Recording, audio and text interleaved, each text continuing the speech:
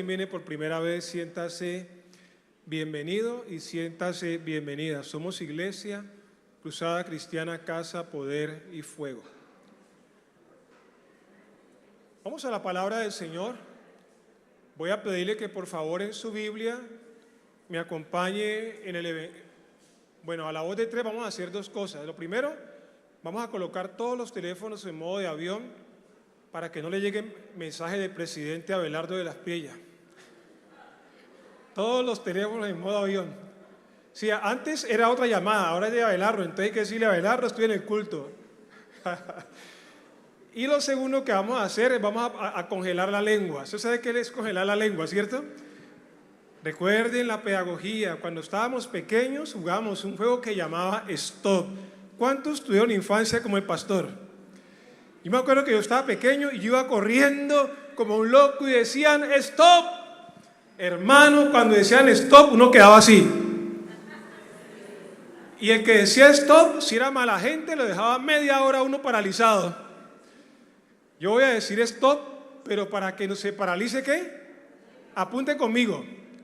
La lengua. Entonces, a la voz de tres, saque la lengua.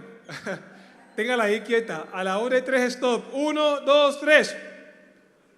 La única lengua que se puede mover es la mía. Eso.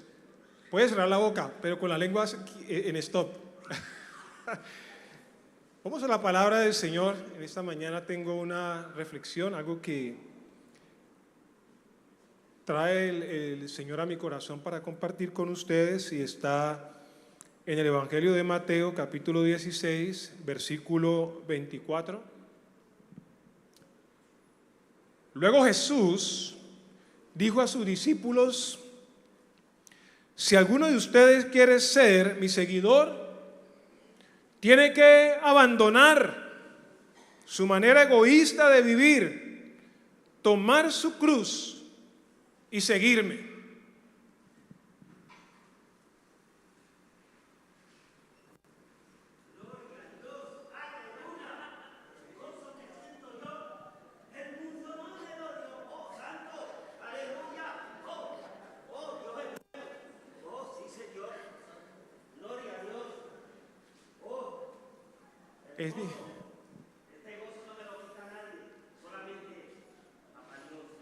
Bueno, Josecito, siéntese y cálmese. Hay cristianos como José, porque hoy quiero hablar de un verdadero discípulo.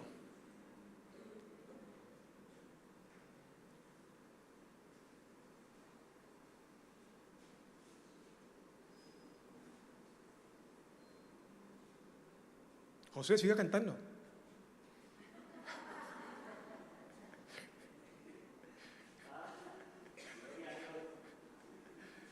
Yo no sabía que José tenía esos talentos. Se llaman talentos de ducha.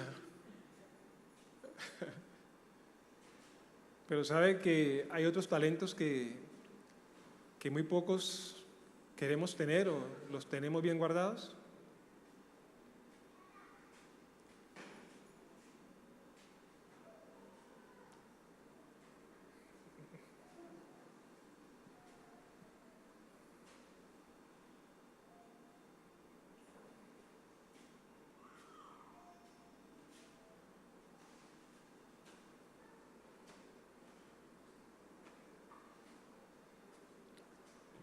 Wow.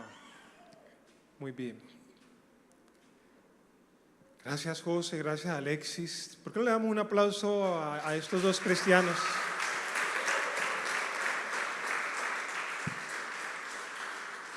Gracias, Alexis.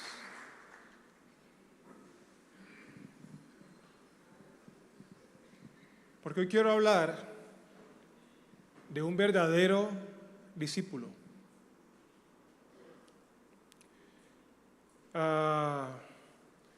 Según la Biblia, la actividad más importante, escúcheme bien, que Jesús realizó durante sus 3,5 aproximados años de ministerio aquí en la tierra, no fue tanto sanar enfermos, que Él lo hizo, no fue tanto echar fuera demonios, no fue tanto enseñar como también lo hizo en muchas ciudades, en muchos lugares. ¿Sabe que la actividad más importante después de la redención, pero es anterior a ella, fue el objetivo primordial, la misión importante que Jesús trajo a este mundo cuando Él vino? ¿Y sabe qué fue? Hacer discípulos.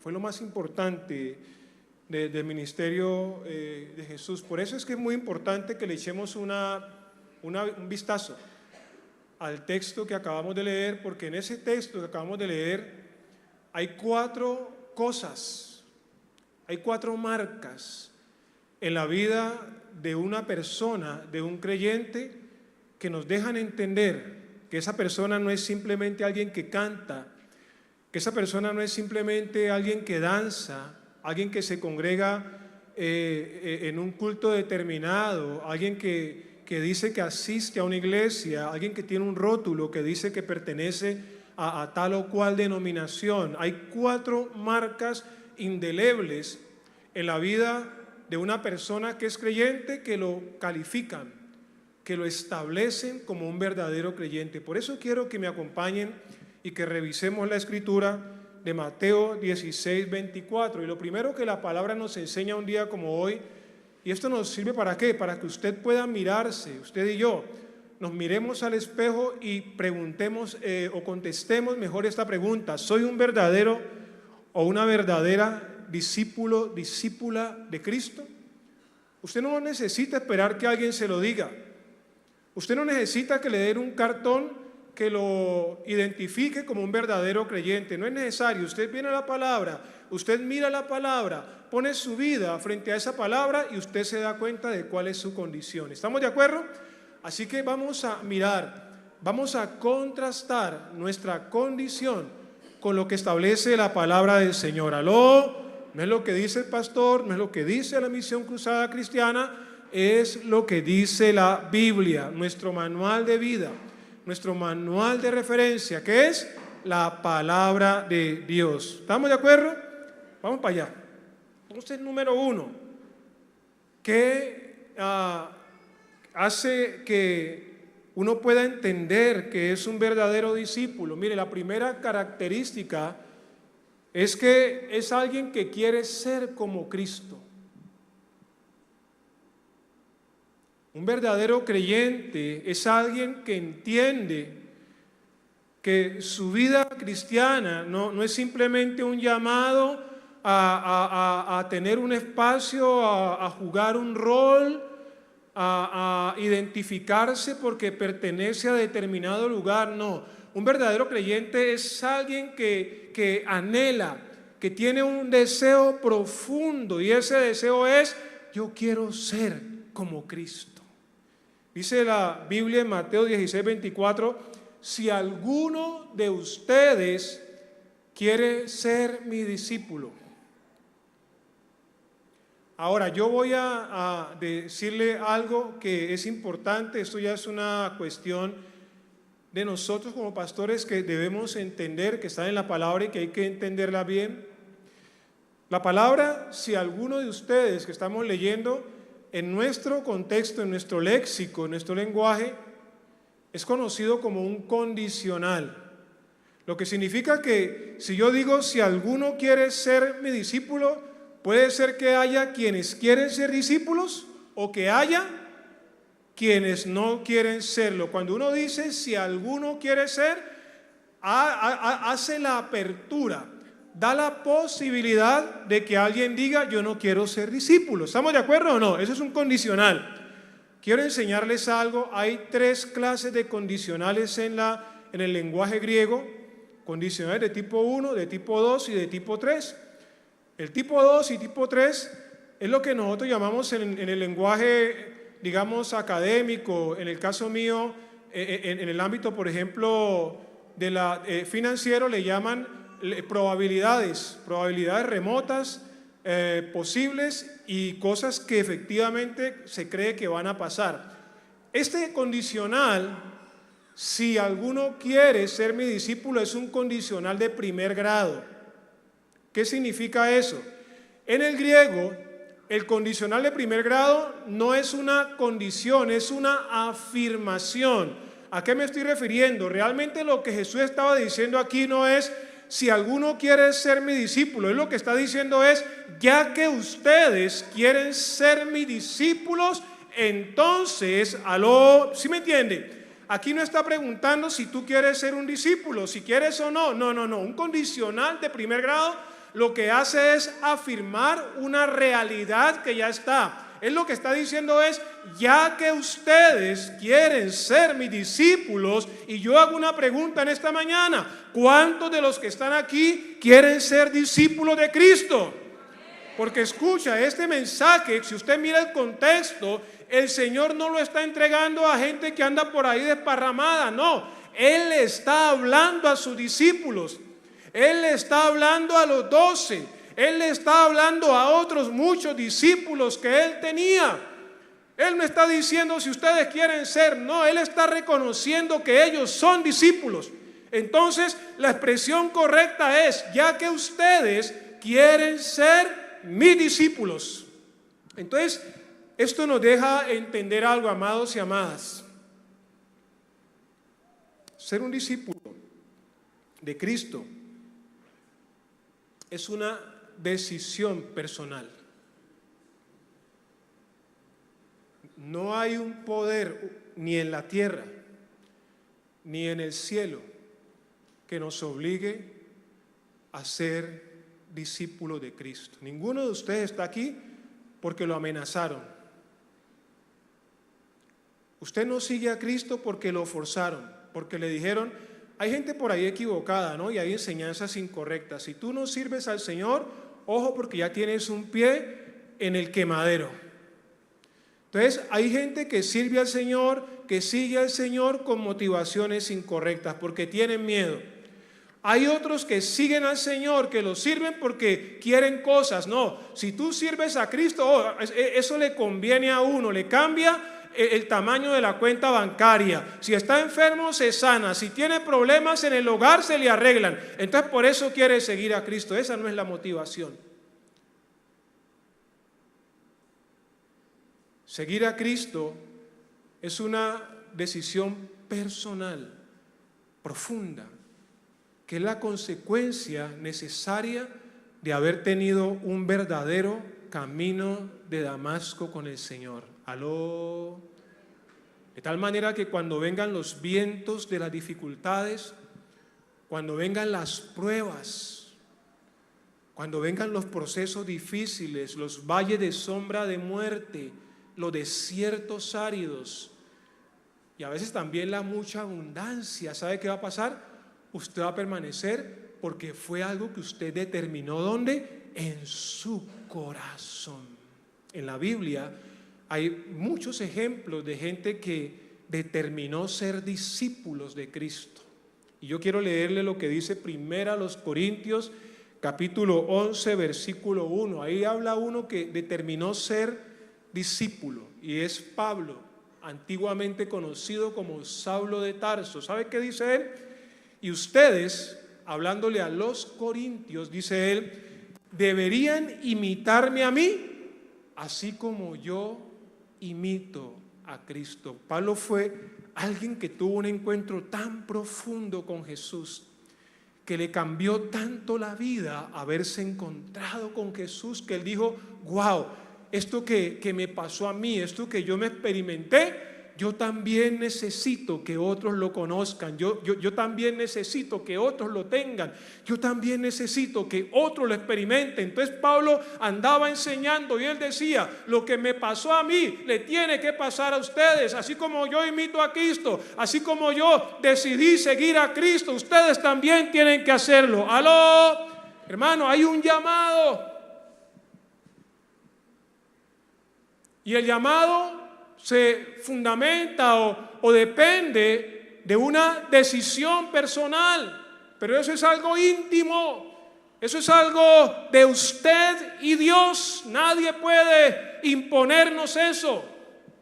Y yo quiero terminar ese punto muy rápidamente diciéndole, ¿sabe cuál es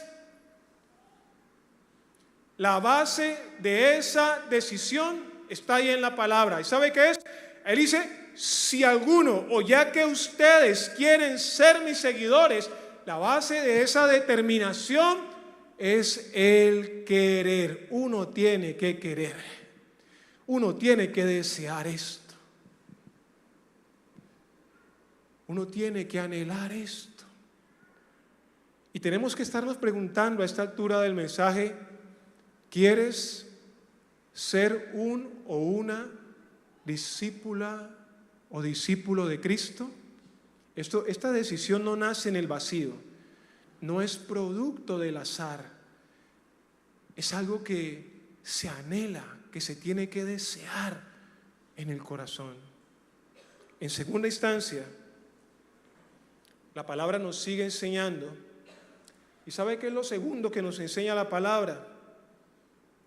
Jesús dice, tiene que abandonar su manera egoísta de vivir. ¿Sabe qué es lo segundo? Primero tiene que querer, tiene que desear, tiene que determinar. El balón está en su cancha. Pero lo segundo que el Señor va a demandar, y es una consecuencia necesaria de lo primero, eso tiene un orden. Bueno, si quieres, si has entendido, si estás determinado a ser mi discípulo, tienes que saber que esto no es barato. La salvación es gratis. ¿Cuántos saben eso? ¿Alguien pagó por la salvación? No hay chequera que pueda pagar el precio de la salvación. Pero escúcheme, pero la gracia, caminar con el Señor sí tiene un costo. Y no es cualquier costo. Te cuesta la vida. Es un costo alto. Y entonces Jesús dice de esta manera, abandone su manera egoísta de vivir. En otras palabras, renuncie a su yo. ¿Sabe cuál es el mayor obstáculo para que un creyente, alguien que ha decidido entregarle su vida a Cristo, pueda ser un seguidor del Señor? Ese argumento poderoso que es su ser interior, que su yo levanta, esa montaña que se erige para impedir que tengamos esa comunión íntima, que tengamos esa dependencia, que nos dejemos guiar por el Señor. Escúchame. El Señor quiere que removamos esa montaña que se llama el yo. ¿Y qué es el yo? Tus pasiones, tus deseos, tus anhelos, todas esas cosas que nosotros tenemos, que no necesariamente son malas, que lo que pasa es que están en el orden equivocado. Hay cosas que son buenas, pero si las tienes en el orden incorrecto, dejan de ser buenas.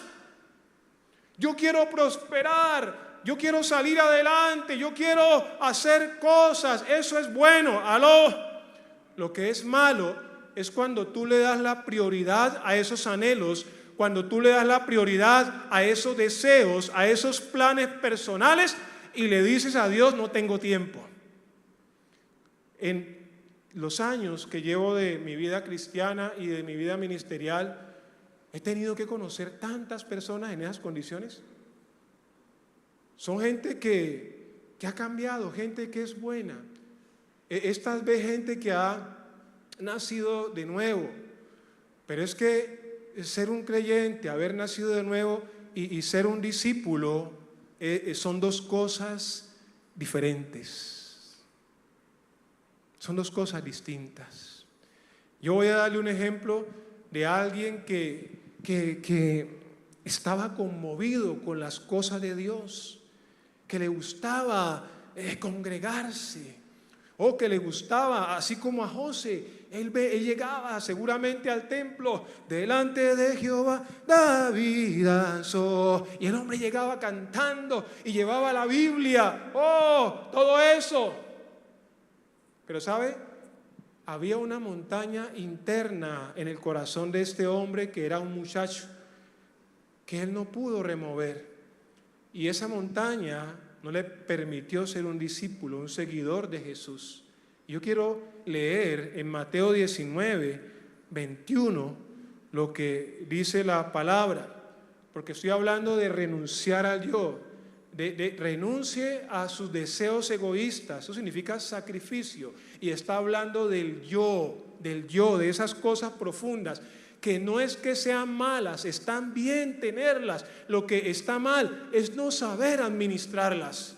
Y sabe, hay una historia en la Biblia que quedó asombrosa, que cuando uno la lee, uno se eriza y dice uno, ¿cómo puede pasar esto? Pasó en el pasado, pasa en el presente y seguirá sucediendo en el futuro. Miren la historia. Está hablando Jesús con un joven que se acerca a él y le pregunta por la vida eterna. Y Jesús lo escucha, Jesús lo analiza. Y después de escucharlo y analizarlo, ¿sabe qué le contesta Jesús? Lo que vamos a leer. Y Jesús le dijo, si deseas ser perfecto, esa palabra, recordemos que puede ser la palabra tamín, que no habla de perfección en cuanto a ser inerrable, sino más bien habla de lealtad, de fidelidad, de integridad. Si deseas ser íntegro, leal, fiel, entonces le dice, anda, vende todas tus posesiones y entrega el dinero a los pobres y tendrás tesoro en el cielo. Y después, ven y sígueme. Aló, ¿quién era el joven que se acercó ahí en el secreto para decirle esto a Jesús? Un joven que tenía plata, que la familia era adinerada. El hombre no sabía qué eran las necesidades, pero tenía una urgencia espiritual, estaba siendo sincero, él anhelaba lo espiritual. ¿Y sabe qué pasó? Jesús le leyó el corazón y se dio cuenta que su problema no era que no creyera, que disgustara del evangelio, no, ese no era el problema. Era que él tenía una montaña dentro de su corazón, había un yo muy fuerte y fue lo que Jesús confrontó. ¿Y sabe qué le dice Jesús? Deja todo, ve y vende, ve y entrégale a los pobres y tendrás tesoro, y después de que hagas eso, ven y sígueme. ¿Sabe cuál fue la respuesta? Cuando el joven escuchó lo que Jesús le dijo, se fue triste porque tenía muchas posesiones. ¿Qué estás dispuesto o qué estás dispuesta a sacrificar para ser un verdadero o verdadera discípulo o discípula de Jesús? ¿Cuál es el precio que tienes que pagar? Todos nosotros aquí, en menor o mayor grado, tenemos fortalezas como la de este joven. La de este joven era la riqueza económica. ¿Cuál es tu fortaleza? ¿Dónde está ese yo que se levanta como una fortaleza que no te deja tomar esa decisión, dar ese verdadero paso? Usted sabe cuál es esa fortaleza. En algunos son sus proyectos, son sus planes. En otros es una pasión, es un apego, son diferentes cosas. ¿Cuál es tu condición? Pero todos, en mayor o menor grado, experimentamos lo que este joven experimentó. Renuncia a tu yo, disponte al sacrificio. La salvación es gratuita, pero el discipulado te cuesta la vida. Aló. En tercera instancia, y sigo leyendo,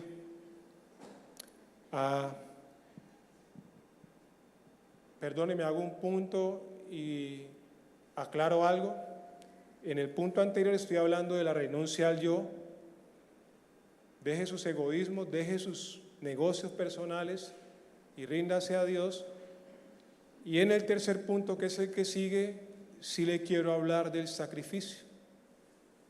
Perdóneme que haya trocado un poquitico esas dos cosas que están muy ligadas. Quiero hablarle de lo que Jesús dijo, y es: toma tu cruz. ¿Y qué? Amado y amada que me está escuchando, tomar la cruz en el contexto bíblico es sinónimo ¿de qué? De sacrificio. Es muy fácil encontrar en los templos, es muy fácil encontrar en las congregaciones, en las iglesias, gente como José, que entran cantando, que danzan, que dan diezmos, que ofrendan, que se congregan todo el tiempo, pero ¿sabe? Pero no cargan la cruz. Aló, escúcheme por favor. Yo sé que esto no es una palabra cómoda para todo el mundo. Yo sé que esto no es algo que necesariamente uno diga, yo no quiero escuchar esto, no me agrada. Pero yo necesito comunicártelo en esta mañana porque la Biblia es clara. Para ser discípulos, para poder seguir a Jesús, uno tiene que estar dispuesto a cargar su cruz. Y cargar la cruz no es fácil. Cuando Jesús iba al Calvario, lacerado como iba, Él no pudo llevar esa cruz. Tuvieron que colocar a un hombre llamado Simón de Cirene para que le ayudara a terminar el trayecto. Pero yo no estoy hablando de la cruz física, yo estoy hablando de la cruz espiritual. ¡Aló! Hermano, llevar la cruz, cargar la cruz, cuando se habla de eso en la Biblia, a lo que se refiere es a esa disposición al sacrificio. ¿Qué está dispuesto a perder? ¿Qué está dispuesto a soltar? ¿Qué está dispuesto a dejar? ¿Qué está dispuesto a hacer aún a pesar de las expectativas que tú tenías o tienes? Hace muchos años, ya casi cerca de 20, yo tenía grandes planes. Toda la vida he sido un soñador y tenía planes. Y mis planes no eran planes de esos que uno hace y nunca cumple. Yo estaba trabajando en mis planes, en mi profesión, en lo que yo hacía, yo trabajaba. Yo tenía un sueño y pagué un alto precio por ese sueño.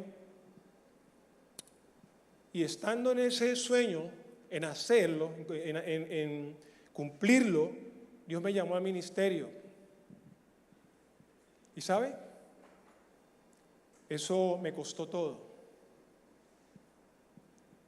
Literalmente me costó toda una carrera, todos unos planes que yo tenía elaborados donde yo ya comenzaba a tener éxito. Yo tenía un posicionamiento, un reconocimiento en mi ámbito que yo había construido con mucho esfuerzo y pagando mucho dinero, porque cuando estudié mi educación fue privada, así que ahí no había subsidios del Estado, ahí todo lo teníamos que pagar y con varios ceros a la derecha. Y cuando el Señor me hace el llamado, yo tuve que dejar todo eso. ¿No se imagina usted lo difícil que fue arrancar de cero cuando tenía construido todo un proceso en mi vida? Cuando tenía todos unos planes trazados y yo había hecho un esfuerzo ingente, importante para sacar todo eso adelante. Fue muy difícil. Y sobre todo porque yo ya tenía una familia a bordo, tenía esposa, tenía 2 hijos. ¿Usted sabe qué es eso? Cuando uno viene de un trasfondo donde has aguantado hambre, donde has llorado porque fuiste al colegio y no había para los útiles o para el uniforme de educación física. Esa fue mi experiencia cuando me formé. No pude presentar el examen de IFES en el año 87 porque no tenía para comprar una foto para pegársela a un formulario. Tuve que esperar 3 años. En el año 90, después de estar trabajando en una empresa, pude presentar mi examen de IFES porque ya tenía para la foto. Y entonces dije, mi vida tiene que cambiar, y me puse a estudiar.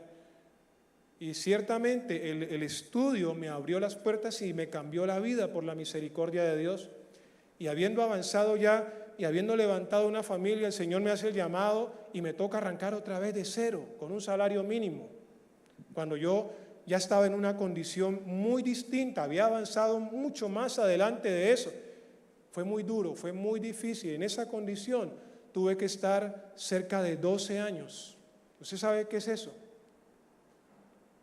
Momentos tan difíciles tuve que pasar en mi vida ministerial, aguantando presiones, dando inclusive a veces un mal testimonio.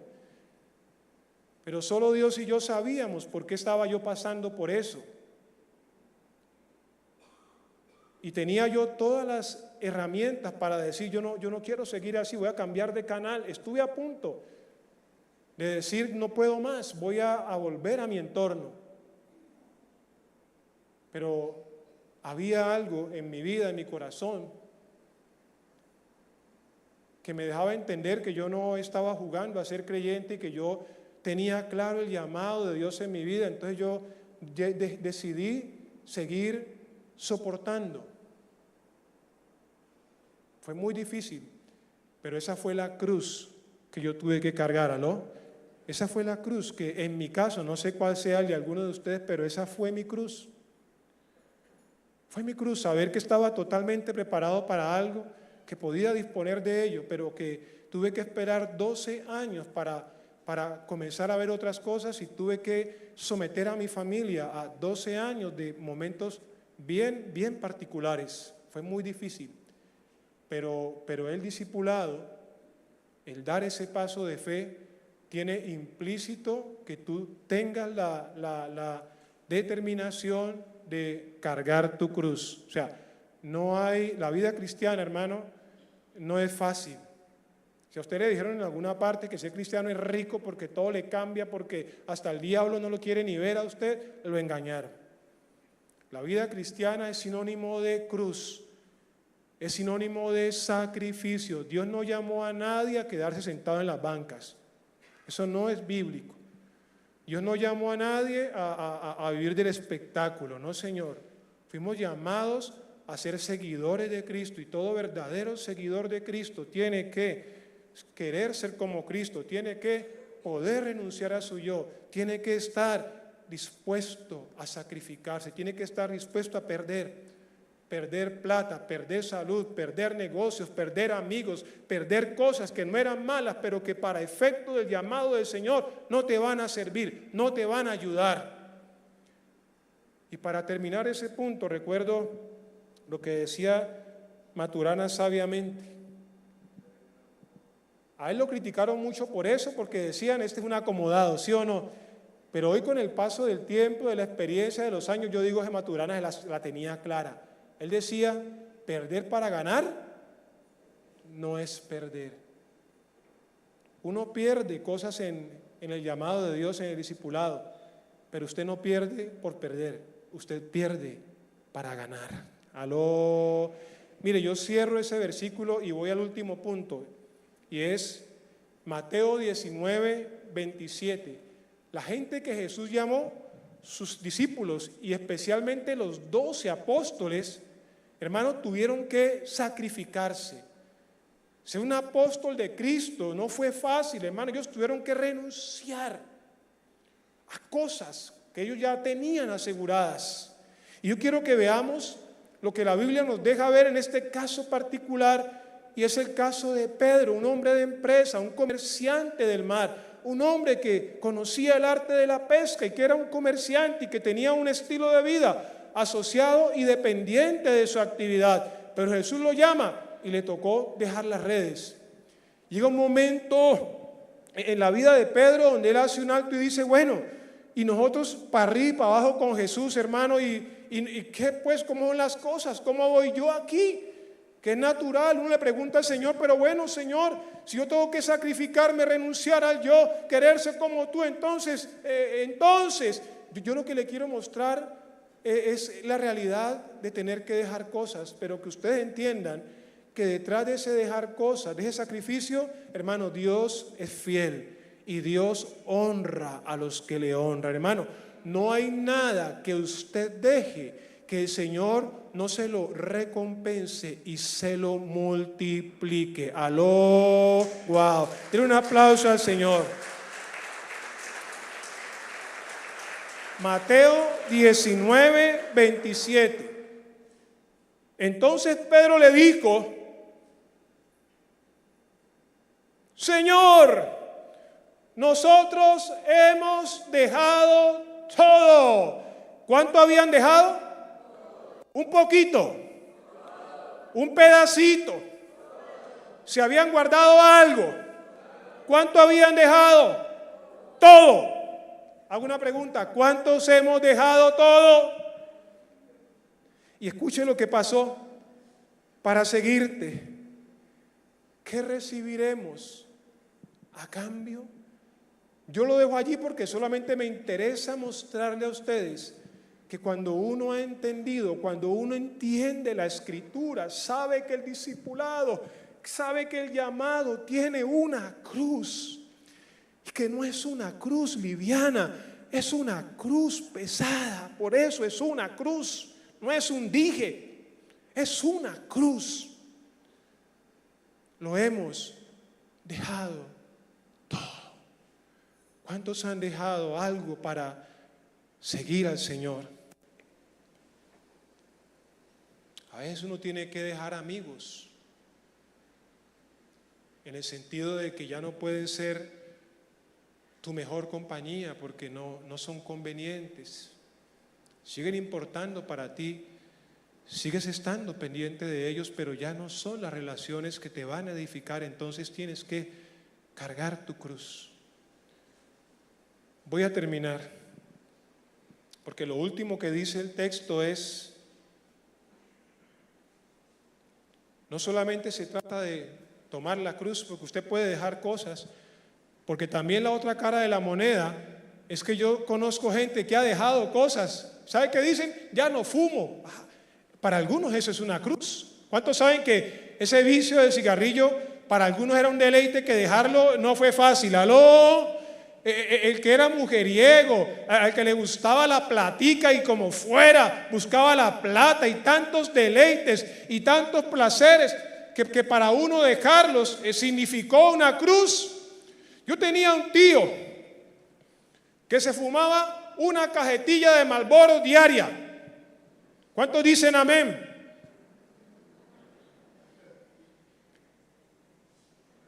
Y un día tuvo que ir al médico.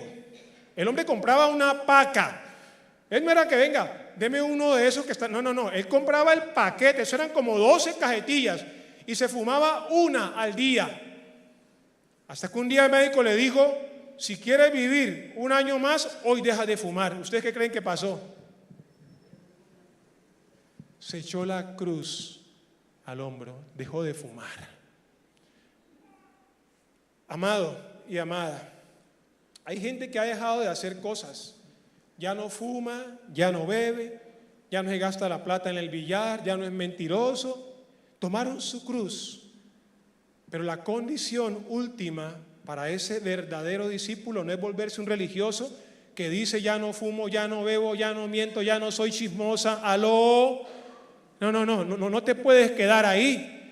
Es tomar la cruz, pero al tomar la cruz, ¿qué hay que hacer? ¿Qué hay que hacer? ¿Qué hay que hacer? O sea, no es quedarse con la cruz tomándose fotos y subiéndolas a Instagram. ¡Aló! Porque hay gente que es buena subiendo fotos con la cruz en Instagram, en TikTok y todo eso. Pero hermano, no dan un paso al frente. Y la Biblia dice, Jesús no lo dejó ahí. Si alguno quiere renuncie a su egoísmo, tome su cruz, pero no se quede con la cruz cargada. Me tiene que seguir. ¡Aló! ¡Wow! ¿Sabe de qué es sinónimo ese seguir? De obediencia. Un verdadero discípulo, una verdadera discípula es alguien que obedece. ¡Aló! ¡Wow! Denle un aplauso al Señor.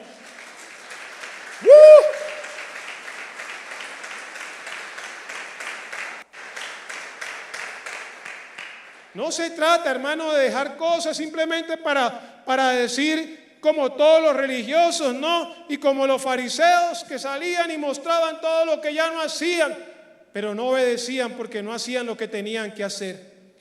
Por eso Santiago, en el capítulo 1, verso 22, y quiero que se ponga por favor sobre sus pies, nos dice lo siguiente.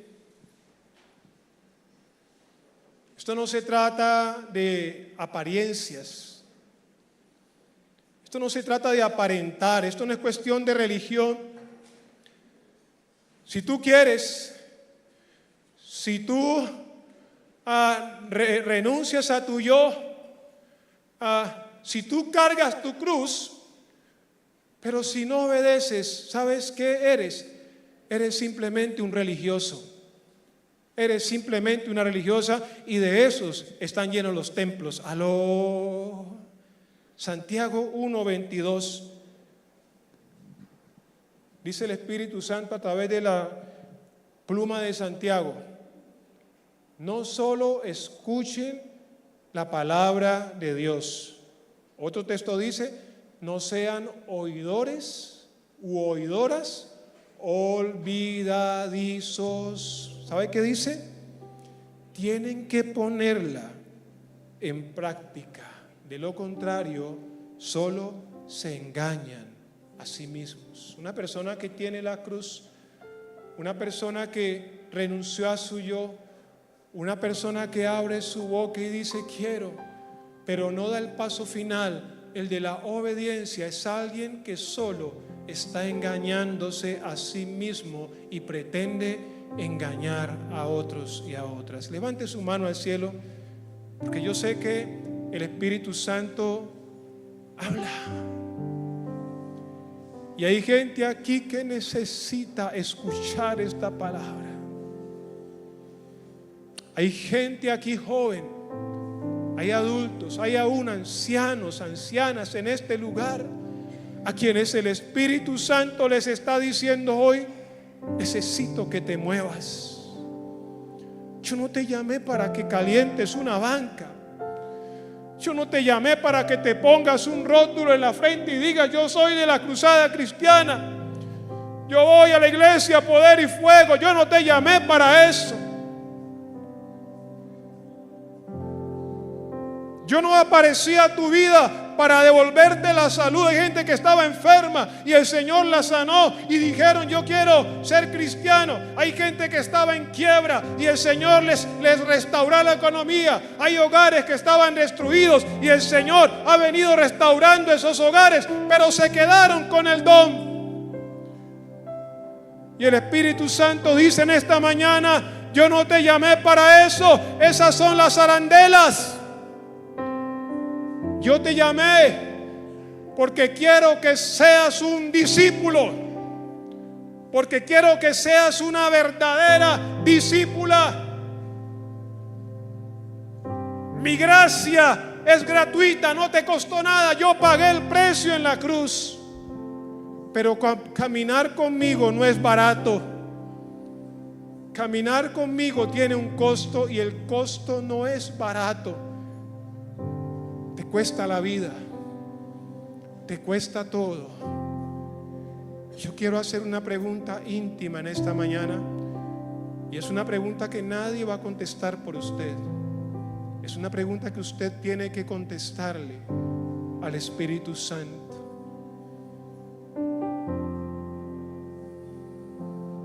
¿Qué precio quieres pagar? ¿Hay alguien en este lugar que quiera ser un verdadero discípulo?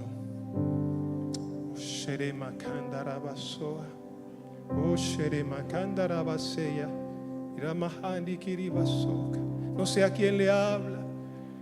El Espíritu Santo a alguien le está diciendo: basta, basta de tu indiferencia, basta de tu conformismo, de tu confort, de tu comodidad. Estás muy tranquilo, muy tranquila en ese asiento.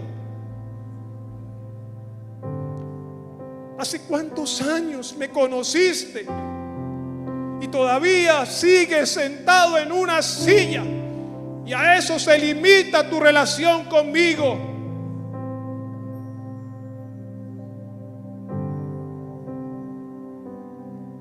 Es necesario que alguien diga en esta mañana: Señor Jesús. Y si usted quiere orar conmigo, lo puede hacer. Alguien que hable con el Señor y le diga: Señor, perdóname. Hable con el Señor, porque este es un momento de contrición, este es un momento de confrontación espiritual, y yo quiero que usted la reciba en su corazón. Recuerde que la palabra profética exhorta. Recuerde que la palabra profética consuela. Recuerde que la palabra profética edifica. Este es un tiempo para que nos miremos frente al espejo de la palabra y le digamos: Señor, he puesto mi vida frente al espejo de tu palabra, y encuentro que hay cosas que no están bien, hay cosas que estoy haciendo mal y hay cosas que he dejado de hacer. Vamos, alguien que en esta mañana se apropie de esta palabra y le diga: Señor, hoy voy a tomar una decisión y no voy a ser como el joven rico que no pudo, que su anhelo no fue tan fuerte, no fue lo suficientemente fuerte para renunciar a su yo, no fue lo suficientemente fuerte para tomar su cruz, no fue lo suficientemente fuerte para seguirte, para obedecerte. En esta mañana, toda barrera, todo argumento del espíritu humano, todo argumento del infierno que no nos deja entregarnos, eso que te está impidiendo, esa barrera que se está levantando para que no des el paso al frente, se derriba, se tiene que ir por tierra ahora en el nombre de Jesús. Todo argumento, por bueno que parezca, aleluya, tiene que ser echado por tierra ahora, y el poder y la autoridad para derribarlo usted la tiene. Así que abra su boca y declárelo y avance en esta hora. Aleluya. Hay poder, Señor, en el nombre de Jesús. Declaramos tu palabra, declaramos tu palabra, y hoy asumimos la decisión de obedecer, de seguirte, de pagar el precio que haya que pagar. No quisiera terminar sin antes orar. Tengo unos minuticos, voy a orar y quiero pedir rápidamente que pasen al frente por esas personas que tienen alguna necesidad en su economía, en su salud, en sus relaciones. Quisiera orar de manera muy sencilla por usted. Hay un hermano, el hermano Arsenover, está siendo intervenido quirúrgicamente, y yo quiero orar por él. Quiero que como iglesia oremos. Es una situación delicada, así que yo voy a pasar de una manera muy sencilla a imponer mi mano sobre usted. Usted va a estar orando a Dios, yo solamente paso, impongo mi mano y sigo adelante. ¿Qué tiene que hacer usted? Creer que Dios es poderoso. No ponga su mirada en la iglesia, no ponga su mirada en un hombre, no ponga su mirada en el Señor, ponga su mirada en Dios. Aló, Dios es el que hace milagros y no hay imposibles para Dios. Bendito sea el Señor, aleluya. Nada es difícil, nada es difícil. Aleluya, Él es poderoso. Ahí está la petición, Señor. Sé propicio conforme a tu perfecta voluntad en el nombre de Jesús. Padre, honra su fe, sé propicio en el nombre de Jesús. Ahora mismo, Señor, conoces lo que hay en su corazón, el anhelo, el deseo. Conforme a tu plan perfecto, sé propicio en el nombre de Jesús. Ahora mismo, Señor, tú lo conoces a este joven. Sabes por qué está aquí, Señor. Honra su fe, glorifícate conforme al propósito que tienes en él, en el nombre de Jesús. Conforme a tu voluntad. Conforme a tu voluntad, honra la fe de esta mujer en el nombre poderoso de Jesús. Bendito Dios, opera un milagro creativo. Honra su fe en el nombre de Jesús. Le pido a las personas por las que he orado que pasen por favor a su lugar. Oro. Honra su fe en el nombre de Jesús, conforme a tu propósito, Señor, en el nombre de Jesús. Honra su fe ahora mismo en el nombre de Jesús. Opera milagros creativos para la gloria de tu nombre.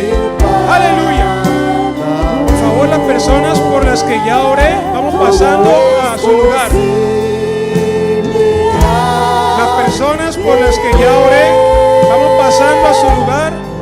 Padre, en el nombre de Jesús.